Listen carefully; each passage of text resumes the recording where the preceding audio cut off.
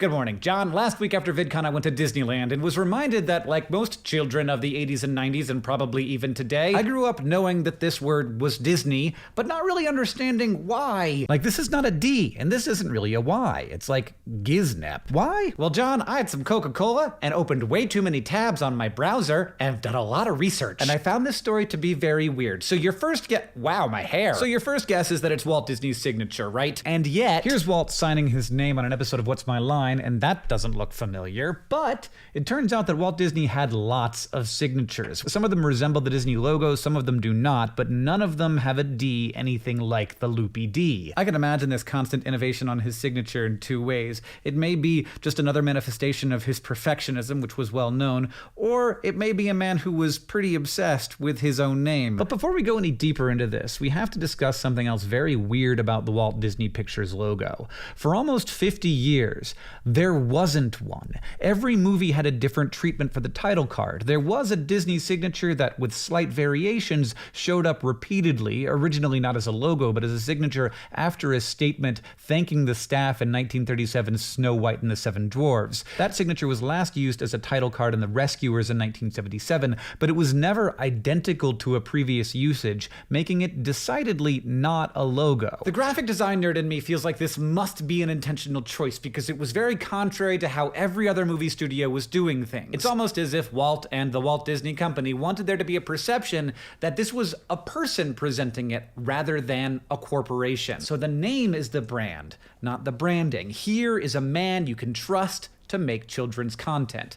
Savvy. After The Rescuers, The Fox and the Hound used a nondescript serif font, almost like a palette cleanser, before 1985's The Black Cauldron launched with the now familiar Loopy D. This was 1 year into Michael Eisner taking over as CEO and becoming the first person to run Disney who was not a Disney family member. Now, there are a number of Disney designs that look similar to this final incarnation that I imagine will be in use until the universe ends. There's this from a 1950s Peter Pan board game, which matches the Disney logo almost perfectly, except for that D. And then there's this signature, an actual Walt signature that contains lots of the elements, that W, the looping T, the big circle on the I, even the quick and intense return on the S.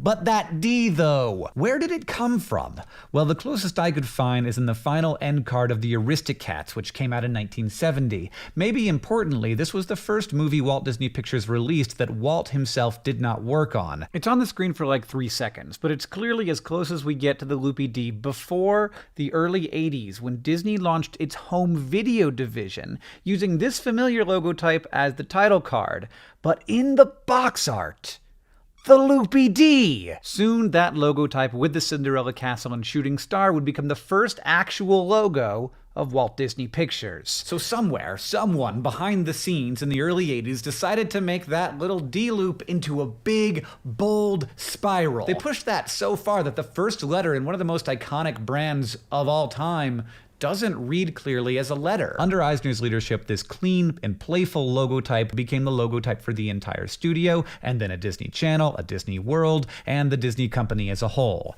And it's easy to make it read more clearly, as London-based illustrator Pencil Bandit made clear with these modified versions, but that's not what they wanted. Almost all of this logotype was taken directly from one of Walt's many signatures, except for its most bold, iconic, and confusing choice. But because Disney is all about magic, and magic can be lost when you find out how it's done, we probably will never find out how this happened or who did it.